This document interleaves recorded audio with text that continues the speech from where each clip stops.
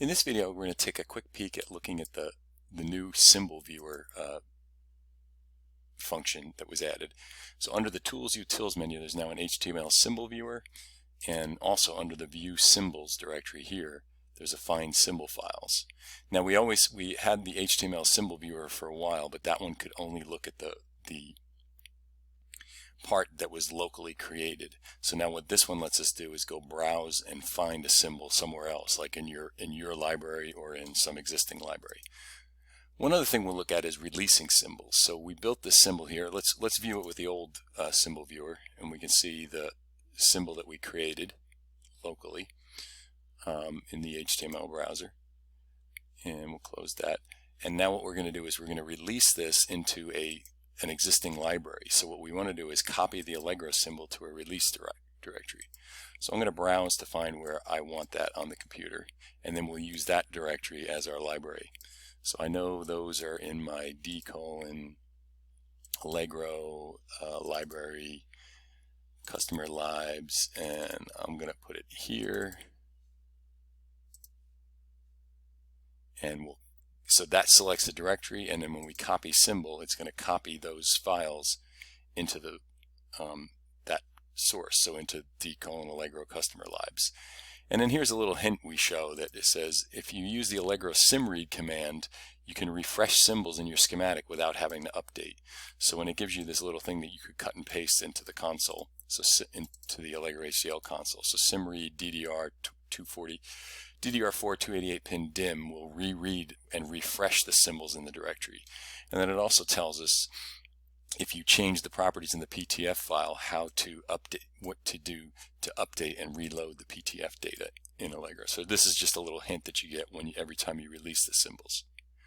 So now let's go look at that symbol over in that directory. So we're going to do Tools Utils, HTML symbol viewer, and we'll go browse, and we're going to go find that directory again. So we'll go D, and maybe it's in the cache.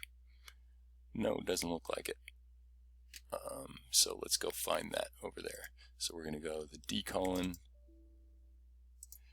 We're going to go D, Allegro, library, customer libs, CEACUS, concept, and we're going to pick this DDR4, and we can pick either the chips file or the sim file or the sim1 file. Let's just pick the sim1 symbol.css.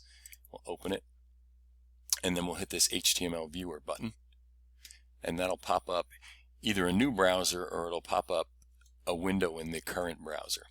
And you can see it gives us the name of the part, and it also gives us a browser to be able to look through the two parts symbols. So there's the top half. If we roll around in that, we can see all of the pins. And you'll also notice, unlike the Allegro symbol viewer, you can see the pin numbers in here. So Part Builder, when it reads that, it glues together the chips.part file and the symbol file, and gives you a more complete view. If you hover over the origin, you'll get to see this pop up which shows you the properties that are attached to that part. Okay, and then we can also go up here and use these buttons. We can turn the grid on and we can turn the grid off, and then we can also show invisible properties.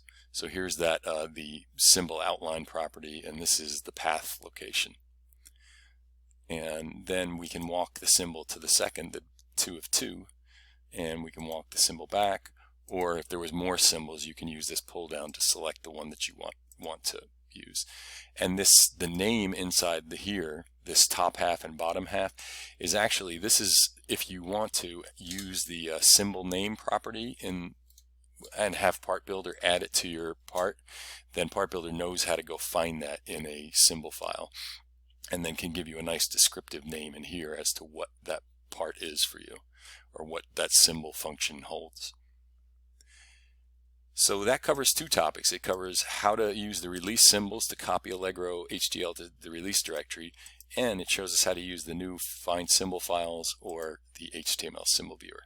So I hope you get a lot out of that. Thanks for watching.